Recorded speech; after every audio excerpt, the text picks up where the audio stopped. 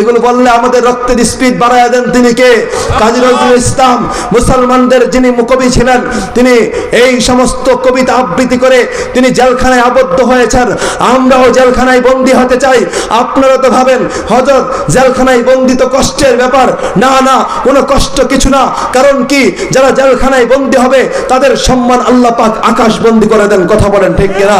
আল্লামা মামুনুল হক জেলখানায় বন্দী হয়েছিল, নির্যাতন হয়েছিল, জুলুম হয়েছিল। আল্লাহ পাক তাকে এত প্রতিষ্ঠা লাভ করায় দিয়েছেন, আগে যারা চিনত না তাদের সবাইকে এখন চিনে। কথা বলেন ঠিক কিনা? আল্লামা সাকাওয়াত হোসেন রাজি তাদেরকেও প্রতিষ্ঠা লাভ করিয়ে দিয়েছেন। জেলখানায় যাওয়ার কারণে মাদানী ছোট ভাই মাদানী রফিকুল ইসলাম, তাকে কেউ চিনত না, ছোট মানুষ। কথা বলেন ঠিক কিনা? কিন্তু বাংলাদেশ দৈনন্দিন 5টা করে মাহফিল করে তার শিডিউল পাওয়া যায়। আল্লাহু আকবার বলেন। যেরকম কলিজা দিয়েছে সেরকম আল্লাহ পাক সম্মান দিয়েছে। কথা বলেন ঠিক।